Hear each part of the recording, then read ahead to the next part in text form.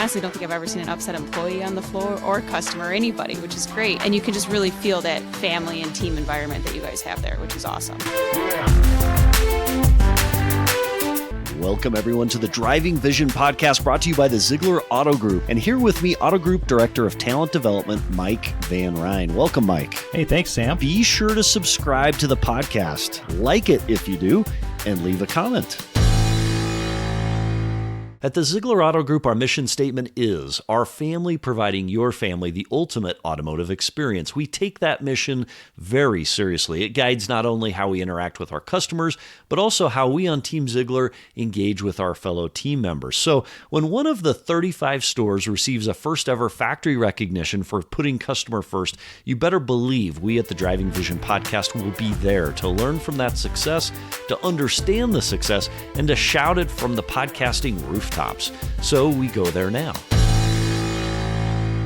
Hey, everybody, welcome to the special edition of the Future of Zag Today Driving Vision podcast. So for this, we actually have a bunch of special guests, actually first-time guests to the podcast today. First of all, with me here in the room is Lindsay Latsko. Lindsay, welcome. Hello, thank you. And then also by Zoom, Adrian Fitch from GM at Zeigler Racine Toyota. Adrian, welcome. Thank you. And we've got Joe Hidalgo and we've got Paul Rydberg as well on with us. Joe, sales team management, and Paul, parts and service to our same store. Welcome, both of them. Thank you. So listen, we've got a huge recognition to share with the world. Zeigler's Racine Toyota store has achieved a huge award.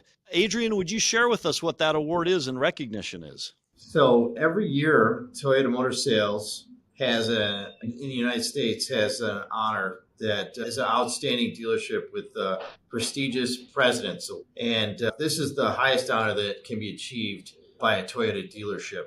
And in order to qualify as a President's Award winner, Toyota dealerships must excel in a number of areas. That's sales, service, and also in our parts and finance. Market share attainment, vehicle delivery excellence, and employee training and certification.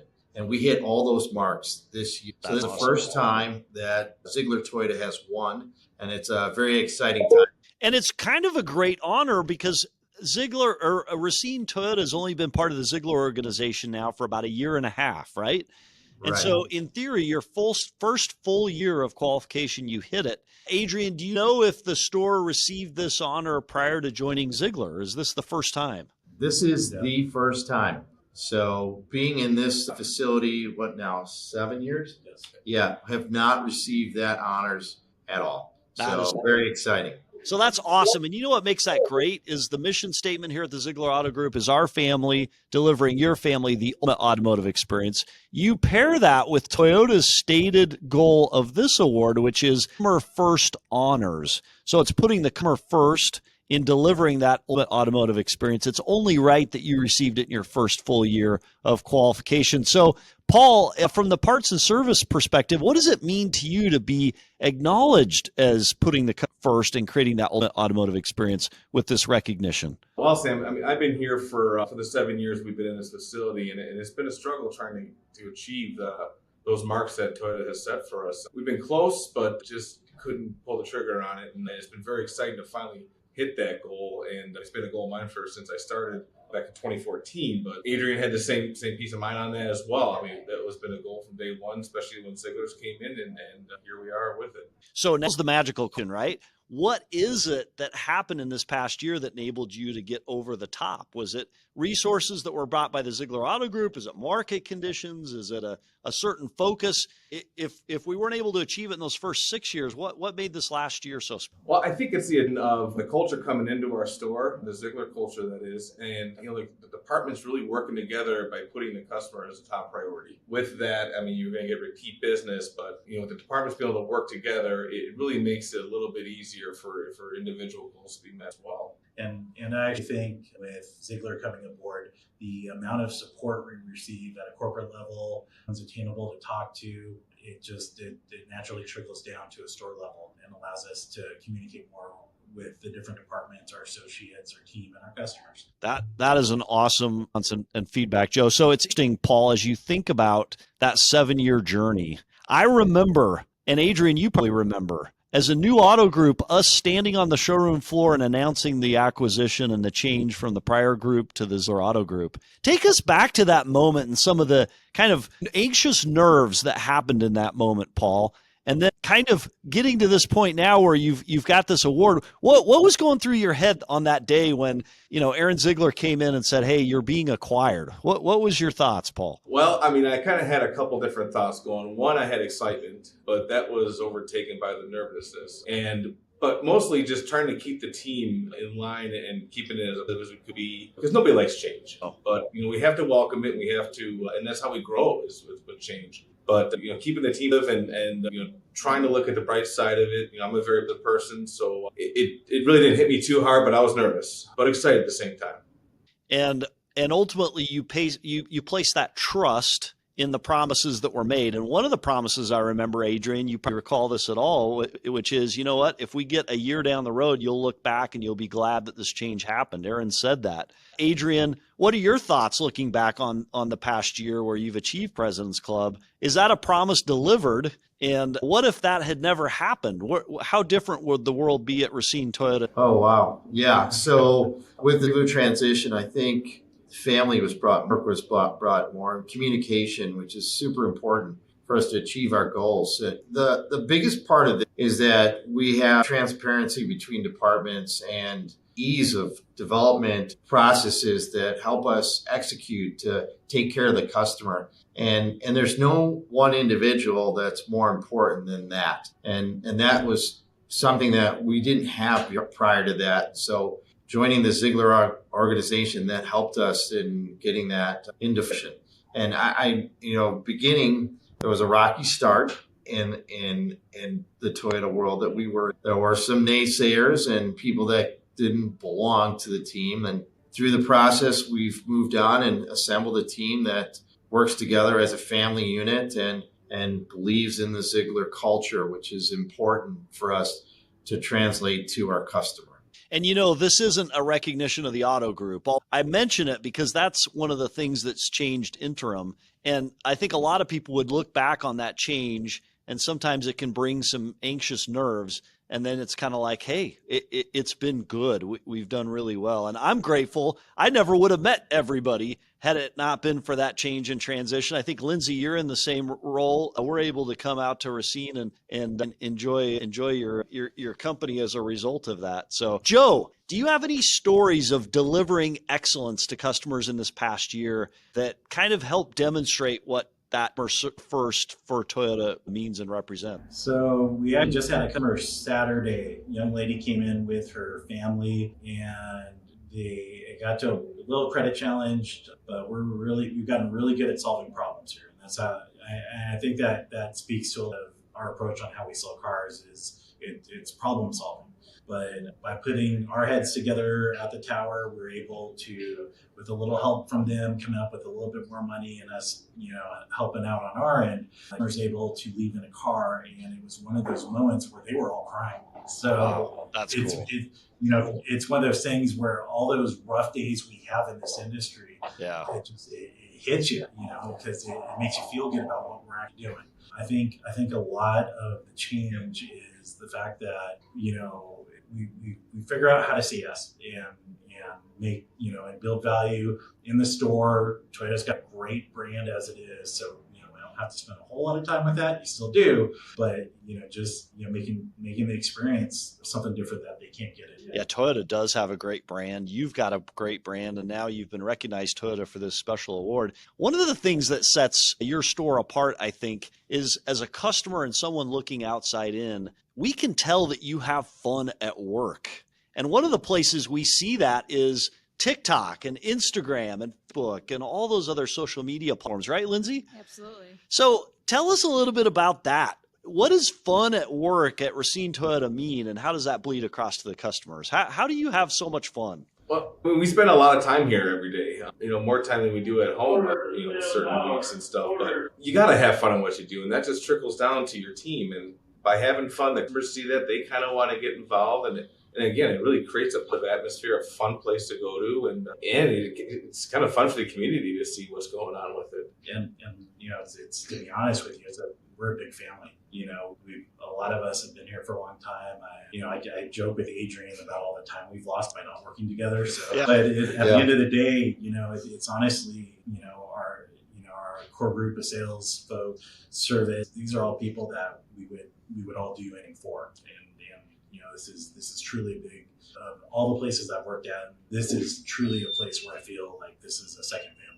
Yeah. And I look. Oh, Yeah, go ahead. No, I was No. just, you go. Go ahead. It's your vote. No, Lindsay, you're part of our family. Come on. Go for it. No, I was just going to say, as somebody who is able to go to a bunch of different stores, right? The energy when you walk in there is positive. It's light. You feel like you're amongst family and friends. And just from a customer standpoint too, you come in there and you can see people are interacting. I honestly don't think I've ever seen an upset employee on the floor or customer or anybody, which is great, and you can just really feel that family and team environment that you guys have there, which is awesome. And it's not accidental, right? That's intentional. Adrian? No, it's not. And Lindsay, you're leading exactly. Gosh, it's amazing how we speak the same language. It's crazy. That being said, we are a unit, right? And that's something that I strive for, to make sure every day there's a communication level for everyone, and everyone knows each other. I mean, by name, who they are, what they are, and how important they are to the whole team. So whether it be the porter,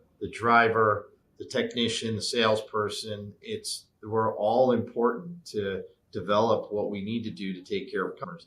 And that's something that everybody needs to know on a daily basis. And if we forget that, we lose and we step backwards. And that's something that is a day occurrence. And you talk about social media. Social media wasn't really on our radar for a while here. And once we figured out that this was a formula that could bring us together in one aspect, and then tell everyone out there in the world that we are together as a team to take care of customers, that helped us even more. So we're still trying to develop that and learn more things as we go along. But everybody in the store, they're required to participate, and some are embarrassed to do it. But at the end of the day, once they do, they're excited to be doing it. So I'm happy to say it. And I honestly believe a lot of that has to do with the creativity they're allowed to have.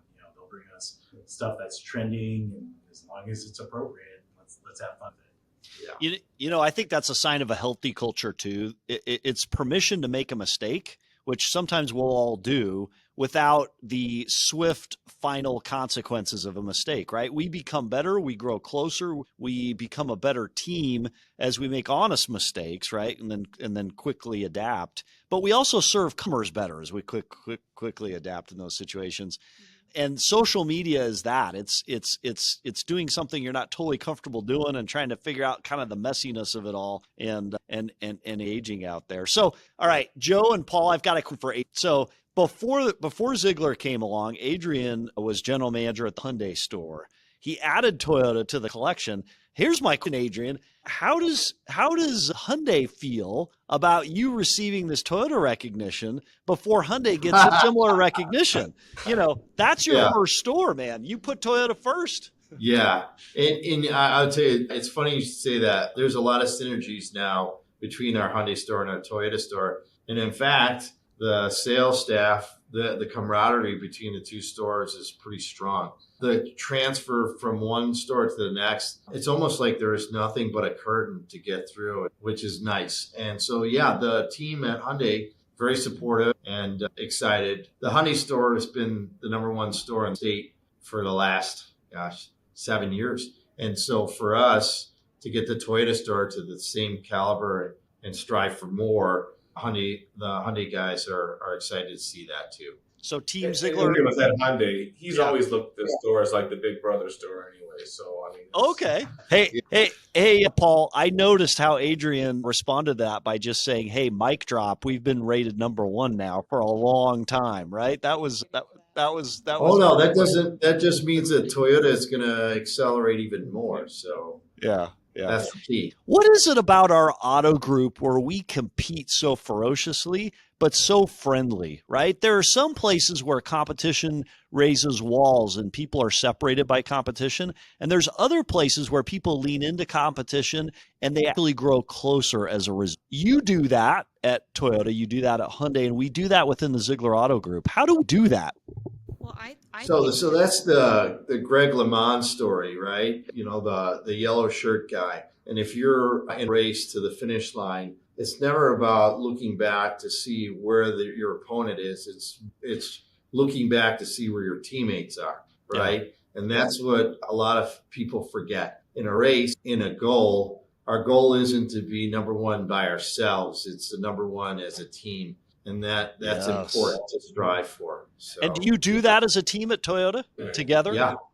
Yeah. I cut Lindsay off. Lindsay, you were going to make a comment. No, I was just going to say, I think part of that too is the people who we, surround ourselves with and hire and employ, but it also makes us better, right? So if we see somebody else doing something really good, we want to be at the top. So then we're going to go back and fine tune our skills to make sure that we can excel and be the best as well. I agree with that. That sets us apart in the auto industry, doesn't it, Adrian? Absolutely. I agree entirely. Where does that come from, that mentality of competing together to become better? So I would tell you that we're not trained by that way in the auto industry. No one's telling us that we should do that.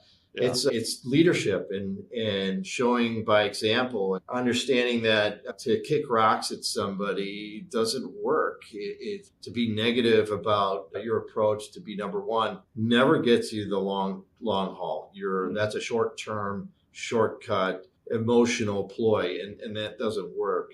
And where I think that we excel is if we all feel good about how we achieve that. And when we're not pushing the next person down to get there, it's our achievement entirely. So, and ultimately, not only do we win together, but the customer ultimately wins because we're able to provide the automotive experience without qualification because we're all working together to achieve and accomplish that final single goal. Paul, how do you compete in the service department at Toyota Racine in a way that ultimately delivers that experience? How does your team rally in service? Well, I mean, it does start from the top down. So it does start with, the Zeigler group and working its way down to Adrian, myself, Joe involved in that too. But communication is a big part. Having fun is a very big part. But again, making the customer the top priority and you struggling with something, get some help.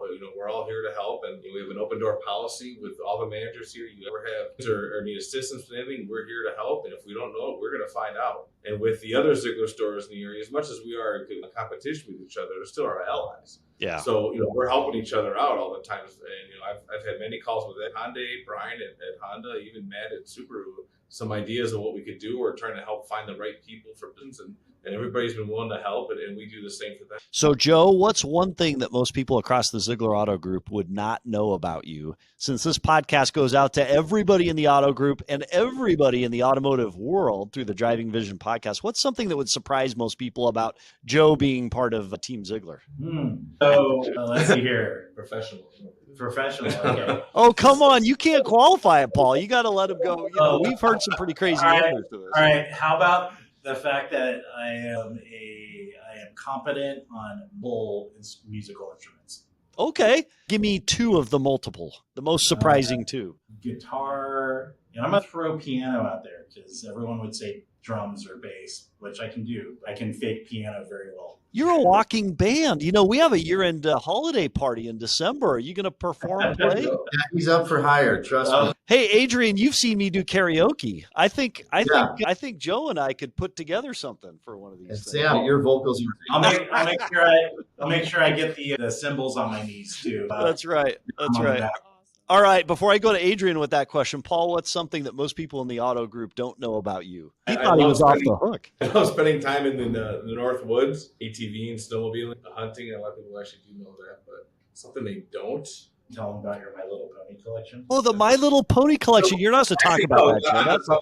I see my kids. I have 4 children, and 3 of them are avid gaming. So I started that circuit with them, and some time I have during the week, I like to jump out and play with them because it's kind of our interaction time. And it's a lot of fun. They get to brag to their friends. Hey, my dad's playing. That's awesome. So, Joe, before I go to Adrian with that question, who's one member of your team that you could highlight as being extraordinary in delivering that Toyota first experience and the Zeigler automotive experience? That's a good one because there's actually quite a few to choose from.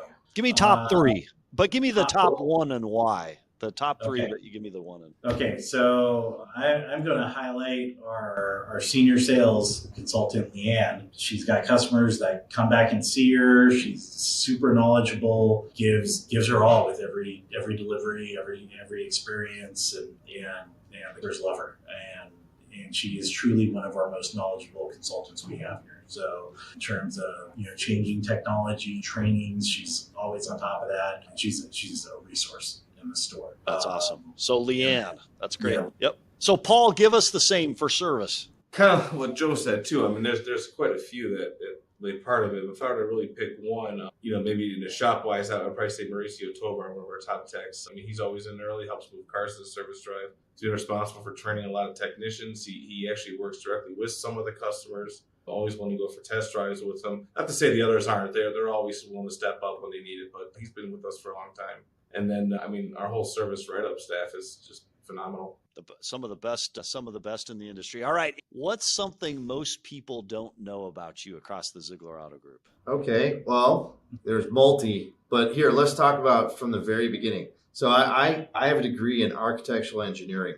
So for me, this wasn't my first choice, but the economy changed. I started moonlighting in the auto industry in the early 80s, and I enjoyed it. And this is a people business, and I like being with people, and it's a fun time. And the camaraderie changed my world and changed who I was and what my intentions were in the professional career. So I moved into the auto industry 100%, and I've enjoyed it ever since. That's awesome. Adrian, we have CAs, attorneys, business people of all sorts of different backgrounds, people that were in military, aviation, and elsewhere across the auto group. Truly, this auto industry, and the Zeigler Auto Group in particular, is a collection of experts in many fields who have said, hey, I want to serve people, I want to be around people, and I want to contribute to a team. So that's awesome. An architect. Did you know that, Lindsay? I did. Did you? Okay. Did you design your own house, Adrian? I've done a few. I was an architect for about 6 years prior to coming on board to the auto industry. That's cool.